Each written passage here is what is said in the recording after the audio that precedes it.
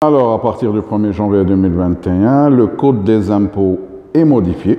Donc, il y a une nouvelle disposition qui vient agrandir l'assiette fiscale et imposer un élément de paie qui n'était pas imposable avant. C'est l'indemnité de résidence et d'isolement.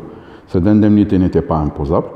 À partir du 1er janvier, elle ne sera toujours pas imposable, mais dans la limite de 70% du salaire de base. Si elle dépasse cette limite, la quotité qui dépasse les 70% devient imposable.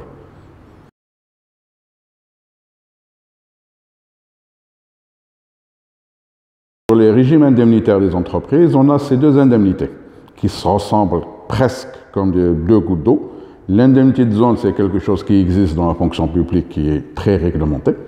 Et dans le secteur privé, on a un texte de loi mais qui a abrogé, mais la pratique l'a consacré comme un élément de salaire parce qu'il est cité dans la loi 90-11.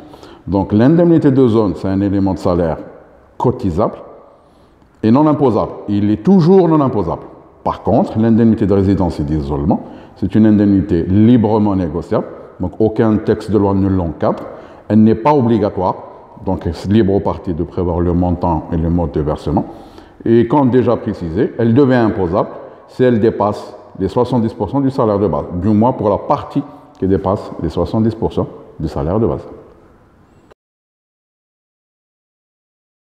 Maintenant, les entreprises seront devant un dilemme. Il y a des entreprises qui ont négocié leur salaire en net.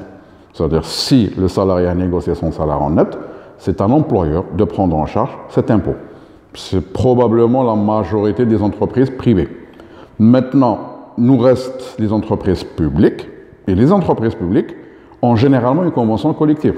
C'est-à-dire que les indemnités et les primes sont déjà fixées par un document déjà négocié et finalisé.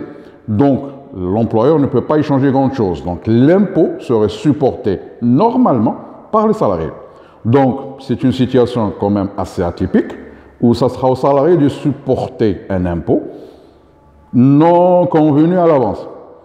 Donc, techniquement, je pense que les employeurs vont faire un effort pour prendre en charge cet impôt. Soit ils vont augmenter le salaire de base, mais ça n'apparaît pas comme une solution viable. Soit ils vont augmenter les frais pour compenser l'IRG. Ça peut ressembler à une solution viable. Soit ils vont prendre directement cette IRG.